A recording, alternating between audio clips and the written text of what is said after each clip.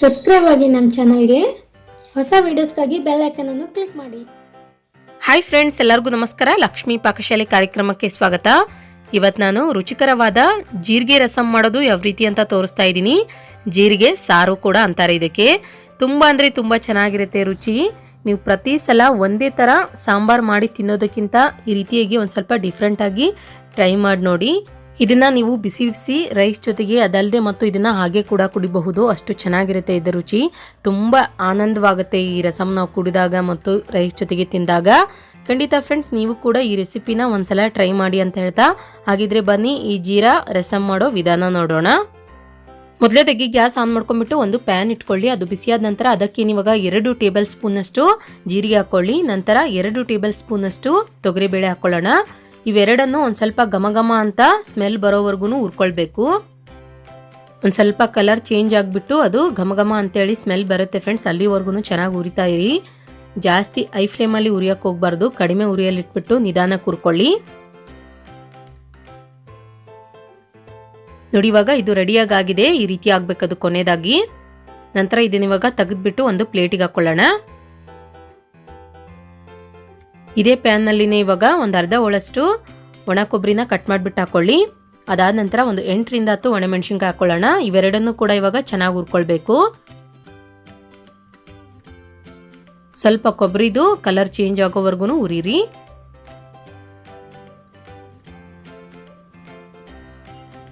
ನೋಡಿ, ಇಲ್ಲಿ ನಾನು ಈ ರೀತಿಯಾಗಿ ಹುರ್ಕೊಂಡಿದ್ದೀನಿ.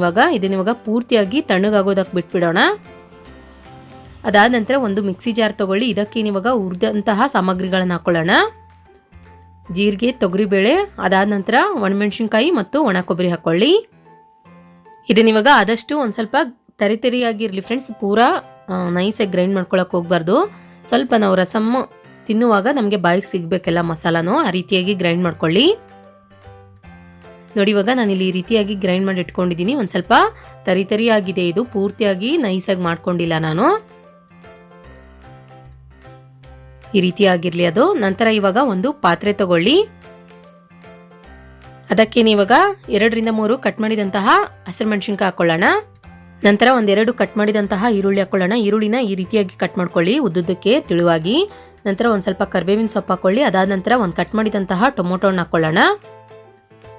ನಂತರ ಒಂದು ಚಿಟಿಕೆಯಷ್ಟು ಅರಿಶಿಣ ಪುಡಿ ಹಾಕೊಳ್ಳಿ. ಅದಾದ ನಂತರ ರುಚಿಗೆ ತಕ್ಕಷ್ಟು ಉಪ್ಪು ಹಾಕೊಳ್ಳೋಣ.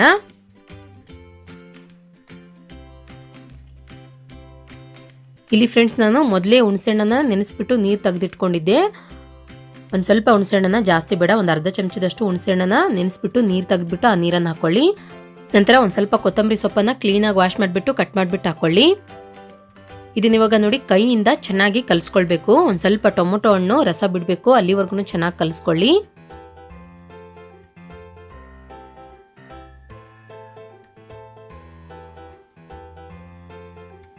ನೋಡಿ ಫ್ರೆಂಡ್ಸ್, ಕಾಣಿಸ್ತಿದೆಯಲ್ಲ, ಈ ರೀತಿಯಾಗಿ ನೀಟಾಗಿ ಕಲಿಸ್ಕೊಳ್ಬೇಕು. ಇದಕ್ಕೆ ಇವಾಗ ನೀರು ಹಾಕೊಳ್ಳೋಣ. ನೀರನ್ನು ನಾನಿಲ್ಲಿ ಈ ಗ್ಲಾಸಿಂದ 2 ಗ್ಲಾಸ್ನಷ್ಟು ಹಾಕ್ಕೊಂಡಿದ್ದೀನಿ. ರಸಮ್ಗೆ ಎಷ್ಟು ನಾವು ನೀರು ಹಾಕ್ತೀವಿ ಅಷ್ಟು ಚೆನ್ನಾಗಾಗುತ್ತೆ ರಸಮ್, ಜಾಸ್ತಿ ಗಟ್ಟಿಯಾಗಿರಬಾರ್ದು.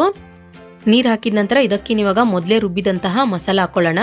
ಈ ಮಸಾಲಾನ ಫ್ರೆಂಡ್ಸ್ ನಾವು ಇಟ್ಬಿಟ್ಟು ಬೇರೆ ಬೇರೆ ಸಾಂಬಾರುಗಳಿಗೂ ಕೂಡ ಬಳಸ್ಕೊಳ್ಬಹುದು. ನಾನಿಲ್ಲಿ 4 ಟೀ ಸ್ಪೂನಷ್ಟು ಮಸಾಲ ಯೂಸ್ ಮಾಡಿದ್ದೀನಿ.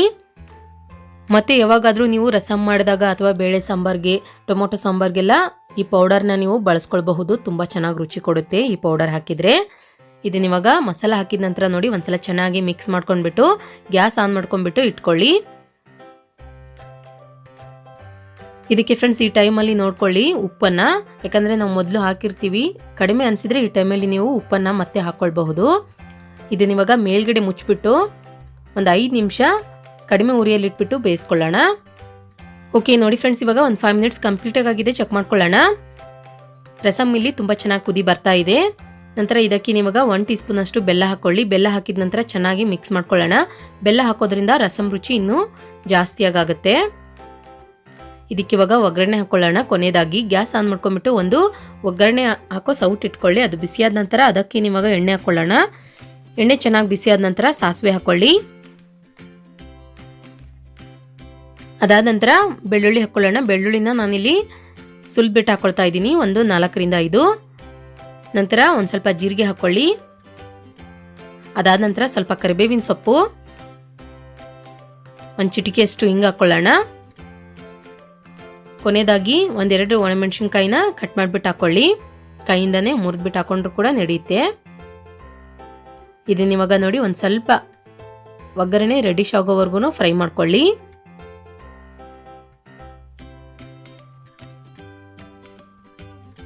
ಓಕೆ ನೋಡಿ ಫ್ರೆಂಡ್ಸ್, ಇವಾಗ ಒಗ್ಗರಣೆ ರೆಡಿಯಾಗಿದೆ. ರೆಡಿ ಮಾಡಿದಂತಹ ಸಾರಿಗೆ ಇವಾಗ ಒಗ್ಗರಣೆ ಹಾಕೊಂಡ್ಬಿಡಿ. ಕೊನೆಯದಾಗಿ ಒಗ್ಗರಣೆ ಹಾಕಿದ ನಂತರ ನೋಡಿ ಒಂದ್ಸಲ ಚೆನ್ನಾಗಿ ಮಿಕ್ಸ್ ಮಾಡಿಬಿಟ್ಟು 1 ನಿಮಿಷದವರೆಗೂ ಚೆನ್ನಾಗಿ ಕುದಿಸ್ಬಿಟ್ಟು ಗ್ಯಾಸ್ ಆಫ್ ಮಾಡ್ಕೊಂಡ್ಬಿಡಿ.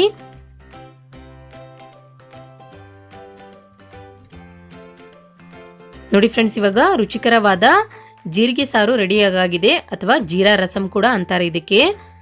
ನೋಡಿದ್ರಲ್ಲ ಯಾವ ರೀತಿಯಾಗಿ ನಾವು ಸುಲಭವಾಗಿ ಜೀರಿಗೆ ಸಾರು ಮಾಡೋದಂತ. ನಾ ಮಾಡಿರೋ ಈ ರೆಸಿಪಿ ನಿಮಗೆ ಇಷ್ಟ ಆಗಿದ್ರೆ ಪ್ಲೀಸ್ ಲೈಕ್ ಮಾಡಿ, ಶೇರ್ ಮಾಡಿ, ಕಮೆಂಟ್ ಮಾಡಿ. ಇನ್ನಷ್ಟು ಈಸಿ ರೆಸಿಪೀಸ್ಗಾಗಿ ನಮ್ಮ ಲಕ್ಷ್ಮಿ ಪಾಕಶಾಲೆ ಚಾನಲ್ಗೆ ಸಬ್ಸ್ಕ್ರೈಬ್ ಆಗೋದು ಮಾತ್ರ ಮರಿಬಾರ್ದು. ಮತ್ತೆ ಒಂದು ಇಂಟ್ರೆಸ್ಟಿಂಗ್ ರೆಸಿಪಿ ಒಂದಿಗೆ ಬರ್ತೀನಿ ಮುಂದಿನ ಸಂಚಿಕೆಯಲ್ಲಿ. Keep watching. Thank you. Bye.